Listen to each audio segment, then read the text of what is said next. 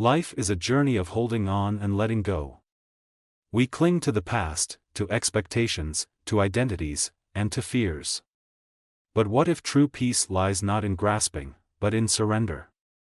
In this story, we follow the journey of Hiroshi, a monk who sought enlightenment, only to realize that true wisdom is found in the art of letting go. Through his path, Hiroshi learns 6 profound lessons: how attachment creates suffering, the nature of impermanence, the illusion of control, the weight of identity, the acceptance of emotions, and the liberation that comes from surrender. Each step of his journey unveils a deeper truth, guiding him, and us, toward inner freedom. Join us as we explore these teachings and discover that only by letting go do we truly have everything. Hiroshi was once a respected scholar before he became a monk. He lived in a city where his knowledge of scriptures and philosophy earned him admiration. Yet, despite his intellect, he felt a deep restlessness. He clung to his reputation, feared criticism, and was tormented by the desire for validation. One day, an old monk visited the city and gave a sermon on impermanence. His words struck Hiroshi. To hold on to the past is like gripping water, it only slips through your fingers. The tighter you grasp, the greater the suffering. Hiroshi, moved by these words, abandoned his scholarly life and sought refuge in a distant monastery, hoping to discover the peace that had eluded him for so long. At the monastery, Hiroshi met Master Yushin, a wise and patient teacher. On his first day, Yushin handed Hiroshi a clay cup and said, "This is your only possession here. Take care of it." Hiroshi carried the cup everywhere, treating it with the utmost care. Months passed, and he grew attached to it, taking comfort in its presence. One morning, while meditating by the river, a gust of wind knocked the cup from his grasp, shattering it against the rocks. Heartbroken, Hiroshi rushed to Master Yushin. "Master, my cup is gone. I have failed to take care of it." Yushin smiled and said, "Did you think it would last forever?" Hiroshi was silent. "The cup was never truly yours," Yushin continued. "It existed for a time, and now it is gone. You suffer because you believed it belonged to you." That day, Hiroshi understood his first lesson: attachment to things, no matter how simple, breeds suffering. As years passed, Hiroshi became known for his wisdom and discipline, yet he still carried an invisible burden: the past. He often reminisced about his former life, the recognition he had received, and the status he had abandoned. Despite his devotion to monastic life, he could not fully let go of his past self. One evening, Yushin noticed Hiroshi's troubled expression and invited him to walk to a nearby pond. They stood by the water's edge, and Yushin handed Hiroshi a large rock. "Throw it into the pond," Yushin instructed. Hiroshi did as he was told. The rock sank immediately, creating ripples across the surface. Yushin then pointed to the pond. "Now, bring the rock back." Hiroshi hesitated. "That's impossible, Master. The rock is gone." Yushin nodded. "Just as the past is gone. You cannot retrieve it. Yet, why do you hold on to what no longer exists?" Hiroshi felt a sudden lightness, as if the weight of his past had lessened. He realized that clinging to what was, even in memory, only created suffering in the present.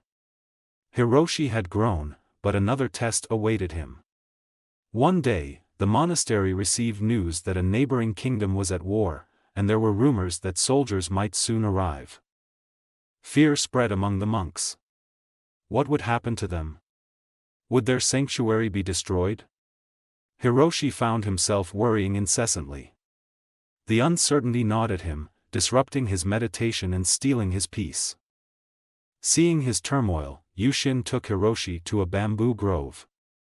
"Watch the bamboo," Yushin said. "When the wind blows, it bends. When the storm passes, it stands tall again." Hiroshi observed as the bamboo swayed effortlessly with the wind. Never resisting, never breaking. Fear arises when we try to control what has not yet come, Yushin explained. The future is like the wind, you cannot stop it, but you can learn to move with it. Hiroshi took a deep breath and for the first time, he did not resist the uncertainty. Instead, he embraced it. Years later, Hiroshi had become the most revered monk in the monastery. His wisdom was sought by many, and he was respected by all. Yet, deep inside, a new attachment had formed, the attachment to his identity as a wise teacher. One day, an old beggar arrived at the monastery. Weak and starving. Hiroshi offered him food and sat beside him. The beggar looked at him and asked, "Who are you?" Hiroshi smiled. "I am a monk." The beggar laughed. "Are you? Or is that just another name you hold on to?" Hiroshi was taken aback. He had spent years shedding attachments, yet he had unknowingly built a new identity to replace the old one. He realized that true freedom lay not just in letting go of possessions, the past, or the future, but in letting go of the self. That night, as he sat under the full moon, he whispered to himself, "I am not my name, not my title, not my past, nor my future. I am only this moment." And in that moment, he was free. Conclusion: the wisdom of letting go. Hiroshi continued his life in the monastery, but now, he walked without burdens. He no longer clung to possessions, the past, the future, or even his own identity. He had finally mastered the art of letting go. As he watched the autumn leaves drift from the trees, he smiled, knowing that just as they fell with grace, so too had he learned to surrender to the flow of life. Riku was a devoted disciple at the temple of the flowing river.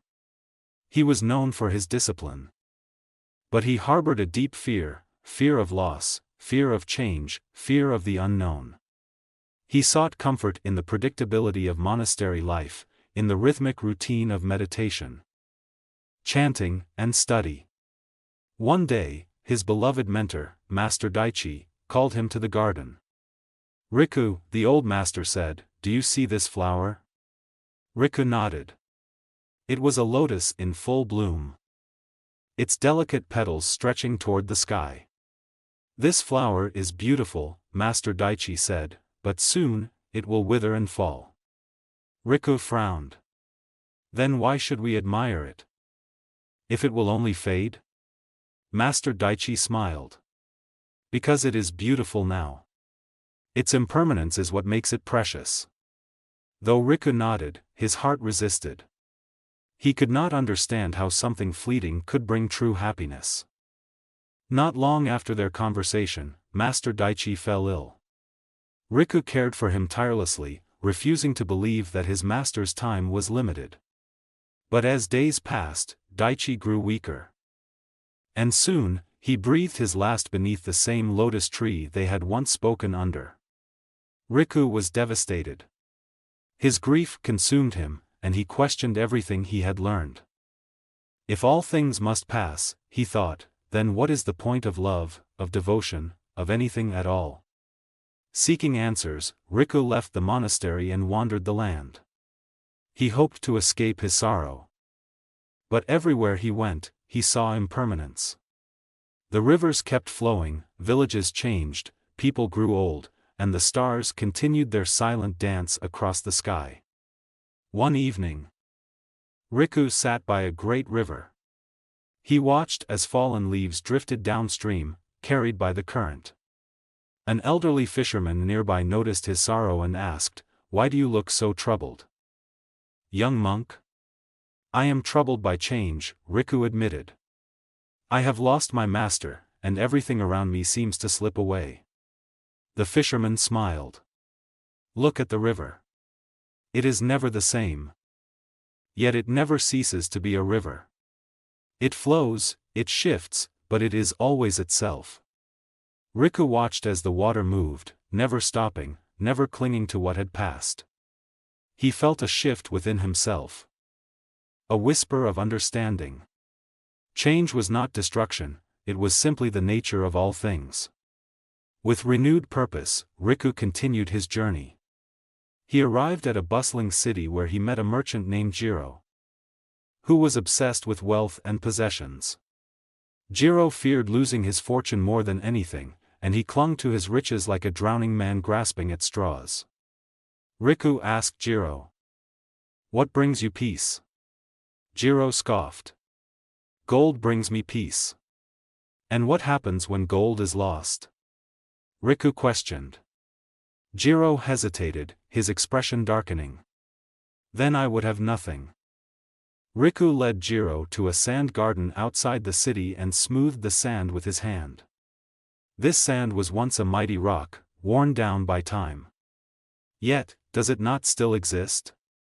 Its form has changed, but it remains. Jiro looked at the sand, then at his own trembling hands. He realized that he had spent his life fearing loss, when in truth, nothing was ever truly his to begin with. After years of traveling, Riku returned to the temple of the flowing river. He was no longer the same monk who had left in sorrow. He understood now, impermanence was not something to fear but to embrace. He knelt beneath the lotus tree where his master had once spoken to him. The flowers had changed, but their beauty remained. He whispered a prayer of gratitude, not for what he had lost, but for what he had experienced. As autumn leaves danced in the wind, Riku finally let go. He had learned that to cling was to suffer, but to flow with the ever-changing nature of life was to find peace. Wisdom alone is not enough. Understanding must be lived, not just learned. In Buddhism, the importance of practice in daily life is paramount. This is the story of a monk named Tenzin, who discovered that enlightenment is not in theory but in action. Tenzin was a bright and eager disciple at the monastery of the Rising Sun. He spent his days memorizing sutras, debating philosophy, and meditating for hours. Yet, despite his studies, he often felt restless, as if he were missing something essential. One day, he approached his teacher, Master Jogen, and said, "Master, I have learned so much, yet I do not feel enlightened. What am I lacking?" Master Jogen smiled and handed Tenzin a broom. "Sweep the courtyard." Confused but obedient, Tenzin took the broom and swept diligently. When he finished, he returned to Master Jogen. "I have done as you asked, Master. Now, please, teach me about enlightenment." Jogen simply replied, "You have already begun." Tenzin frowned, not understanding. How could sweeping teach him anything about enlightenment? Determined to understand, Tenzin continued his studies but paid closer attention to his daily tasks. He swept the courtyard, carried water, and prepared meals, but instead of rushing through them, he practiced mindfulness. He noticed how the broom moved, how the water rippled, how the scent of rice filled the air. One evening, while tending to the monastery's garden, he saw an old monk carefully plucking weeds. Each movement was deliberate, each touch gentle. Tenzin asked, "Why do you tend the garden with such care?" The old monk smiled. "Because this is my practice." Tenzin pondered this as he continued his own tasks. Over time, he realized that practice was not separate from daily life. Every action, no matter how small, was an opportunity for mindfulness and presence. One day, a visiting scholar arrived at the monastery. He was well versed in Buddhist philosophy and had written many books on enlightenment. He challenged Tenzin to a debate. As the debate went on, the scholar spoke eloquently about detachment, inner peace, and the path to nirvana. But as the discussion continued, Tenzin noticed something. The scholar grew agitated whenever challenged, his frustration evident in his voice. After the debate, Master Jogen approached Tenzin and asked, "What did you learn?"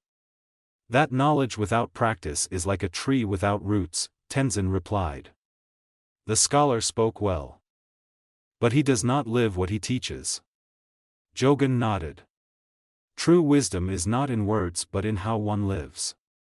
One evening, a poor farmer came to the monastery, seeking shelter from the rain. The monks welcomed him, offering him food and warmth. As Tenzin served him, the farmer noticed how gracefully the young monk moved. "You carry yourself with great care," the farmer observed. "But tell me, young monk, can you eat a meal with the same reverence as you recite a sutra?" Tenzin was taken aback. He had never considered something as simple as eating to be part of his practice. The farmer smiled. "Each grain of rice is a lesson in patience. Each sip of water is a lesson in gratitude. Enlightenment is not only in meditation but in the way you live each moment." Tenzin bowed deeply. He understood now that practice was not confined to the monastery, it was everywhere.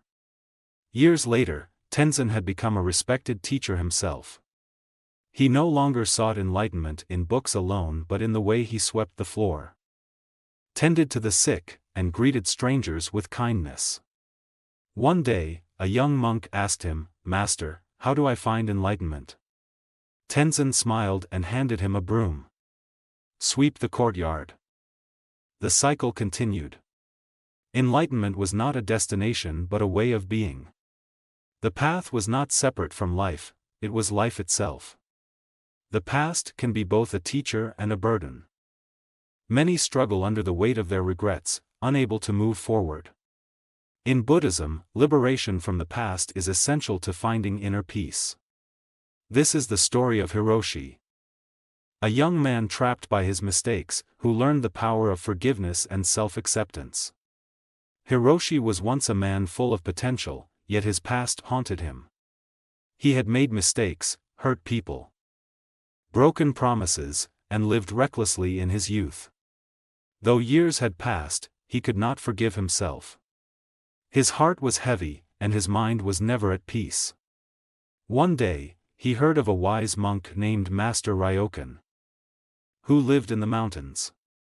Desperate for guidance, Hiroshi traveled to seek his wisdom. Upon reaching the temple, Hiroshi found Master Ryokan tending to a small garden. He bowed and said, "Master, I have come to find peace, but my past will not leave me. How do I escape it?" Ryokan handed Hiroshi a sack filled with heavy stones. "Carry this with you wherever you go," he instructed. Confused but obedient, Hiroshi took the sack and followed the master inside. Days passed, and Hiroshi carried the heavy sack everywhere. Whether eating, meditating, or walking, it was always on his back. At first, he accepted the burden, believing it was a test of endurance. But as time went on, the weight became unbearable. One morning, Hiroshi woke up in pain. "Master," he groaned, "this sack is too heavy. It is exhausting." Ryokan nodded. "Just as your regrets weigh on your soul." Hiroshi looked at the sack and realized that he had been willingly carrying it, just as he had been carrying his guilt. But how could he put it down? Master Ryokan led Hiroshi to the river and told him, "Choose one stone from your sack for each regret you hold." Hiroshi hesitated but reached in, pulling out the heaviest stone. "This is for my betrayal of a friend." He took out another. "This is for disappointing my family." Stone by stone, he named his regrets, feeling their weight one last time. "Now," Ryokan said, "release them into the river." Hiroshi hesitated, then dropped the first stone. It sank quickly, disappearing beneath the water. As he let go of each stone, he felt lighter, though the memories remained. "The past is like these stones," Ryokan said. "It exists, but it does not have to be carried." Hiroshi felt lighter, but a question still troubled him. "Master, how do I seek forgiveness from those I have hurt?" Ryokan picked up a small sapling and said, "If you cut down a tree, can you make it stand again?" "No," Hiroshi replied. "But you can plant a new seed and nurture it," Ryokan said, placing the sapling into the earth. "You cannot change the past, but you can cultivate goodness in the present." With those words, Hiroshi understood.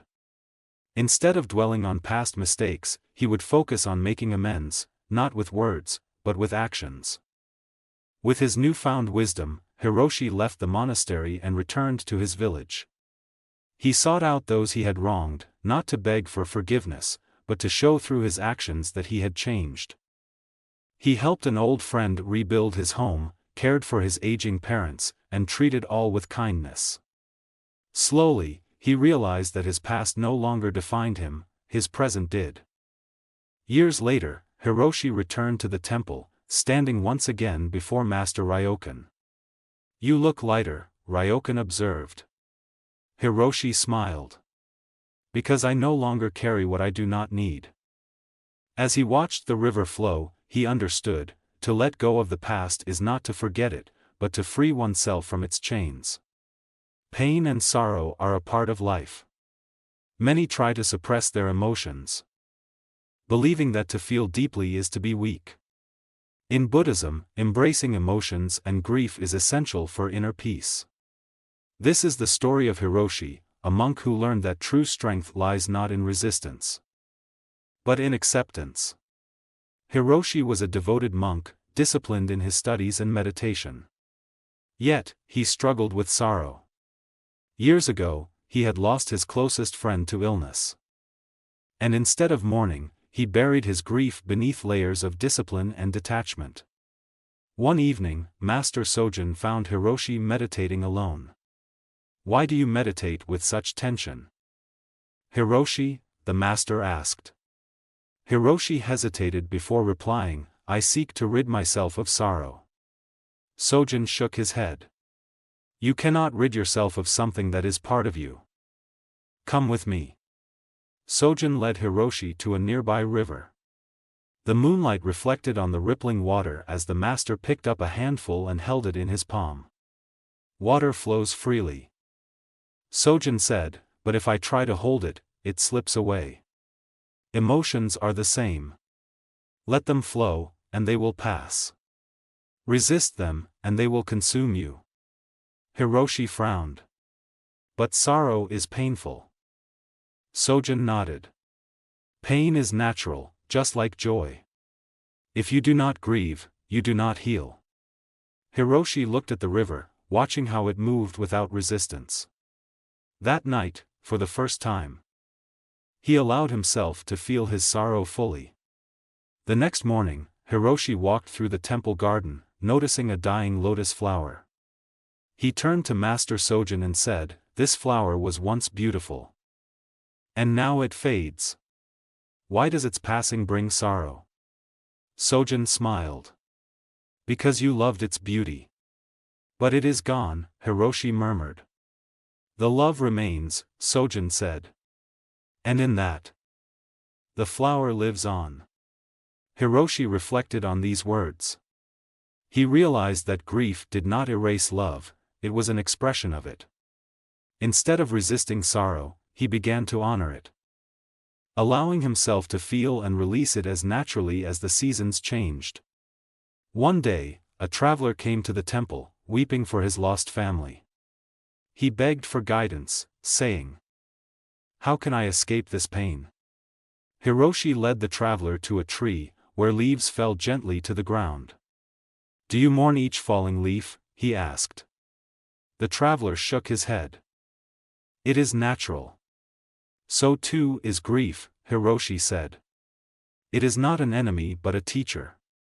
The traveler sat in silence, absorbing the lesson. In time, he learned to carry his sorrow with grace, rather than resistance. Years later, Hiroshi sat beneath the same tree, watching the wind carry away the petals of a lotus flower. He had learned that emotions, like all things, were impermanent. By embracing them fully, he found the peace he had sought for so long. As the breeze touched his face, he whispered, "Emotions are like passing clouds. Let them come. Let them go." And in that moment, he was truly free. Many seek happiness by holding on, clinging to people, status, and material things. But true freedom lies not in possession, but in release. In Buddhism, letting go is not about losing, but about gaining liberation from suffering. This is the story of Hiroshi, a monk who learned that true peace comes not from grasping, but from letting go. Hiroshi was once a young monk eager to master the teachings of Buddhism. He was disciplined and dedicated, yet he could not shake the feeling of anxiety whenever he thought about the future. He worried about whether he would achieve enlightenment, about his reputation as a monk, and about the approval of his master. One evening, Master Sojun found Hiroshi pacing in the courtyard. "Why do you walk in circles, lost in thought?" the master asked.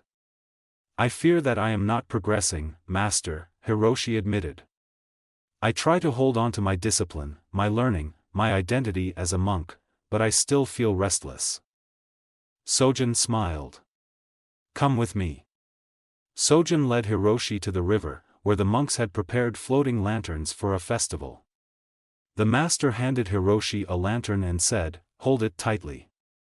Hiroshi gripped the lantern firmly, not letting it go even as the other monks released theirs into the water. "What do you feel?" Sojun asked. "Tension," Hiroshi replied. "I'm afraid the light will go out if I let go." Sojun nodded. "Now release it." Hiroshi hesitated but finally loosened his grip, watching as the lantern floated gently downstream.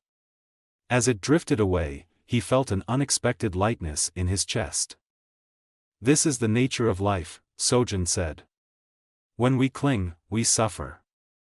When we release, we are free." Still, Hiroshi struggled with letting go. He felt responsible for many things: the monastery's upkeep, the well-being of his fellow monks, and the teachings he had yet to master. The idea of releasing control made him uneasy. One day, a violent storm struck the temple grounds, tearing down part of the meditation hall. The monks rushed to repair the damage, but Hiroshi despaired at the destruction. "Why does this happen?" he asked Master Sojun. "We worked so hard to build this place." Sojun handed him a handful of sand and said, "Close your fist tightly around it." Hiroshi clenched his fingers, but the sand slipped through the cracks, falling to the ground. "The more you try to control, the more you lose," Sojun said. "Nothing is permanent. To find peace, we must accept the impermanence of all things." As the years passed, Hiroshi became a respected teacher at the temple.